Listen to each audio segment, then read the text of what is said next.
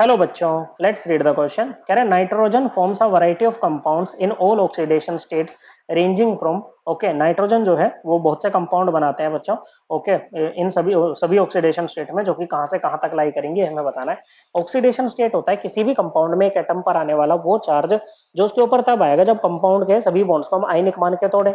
अब किसी कोई नाइट्रोजन कंटेनिंग कंपाउंड है बच्चों, अगर आप उसके सभी बॉन्ड्स को आयनिक मान के तोड़ोगे बच्चों, तो या तो नाइट्रोजन पे नेगेटिव चार्ज आएगा बच्चों, या फिर नाइट्रोजन पे पॉजिटिव चार्ज आएगा बच्चों। अब नेगेटिव या पॉजिटिव, अब इसमें जो ऑक्सीडेशन स्टेट रेंज करेगी वो किसके बीच में रेंज करेगी बच्चों? वो minimum oxidation state to maximum oxidation state, इनके बीच में रेंज करेगी बच्चों। ओके, ये रेंज बनेगी आपकी।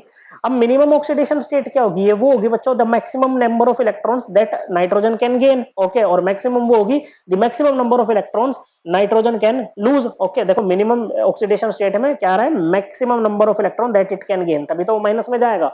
ओके, और मैक्सिमम में क्या है? The maximum number of electrons it can lose. अब नाइट्रोजन अब गेन करेगा तो भी बच्चों उसमें वैलेंस शेल में करेगा, लूज करेगा तो भी वैलेंस शेल से ही करेगा। नाइट्रोजन की वैलेंस शेल कॉन्फ़िगरेशन होती है बच्चों 2s2p3, 5 इलेक्ट्रॉन होते हैं इसके वैलेंस शेल में। तीन और चाहिए इसको ऑक्टेट पूरा करने के लिए, मतलब ये तीन गेन कर सकता है। और याद रखना ये अपने ऑक्टेट को एक्सपेंड नहीं कर सकता है, क्योंकि इसके पास में कोई वैकेंट ऑर्बिटल नहीं है, अपने वैलेंस शेल में 8 से ज्यादा इलेक्ट्रॉन नहीं रख पाएगा बच्चों। ओके, तो ये 3 इलेक्ट्रॉन गेन करेगा बच्चों, ऑक्टेट तो पूरा करना है। ओके, 3 इलेक्ट्रॉन गेन करेगा तो इसका मिनिमम ऑक्सीडेशन स्टेट कितना बनेगा? -3।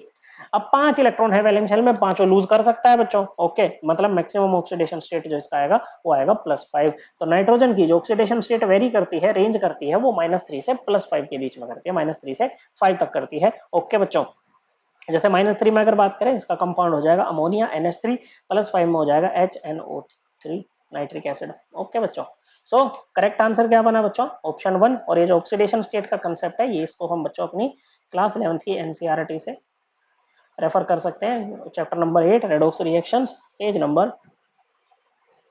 259। ओके बच्चों, correct answer is option 1। I hope आपको ये एकदम क्लियर हो गया होगा। थैंक यू बच्चों।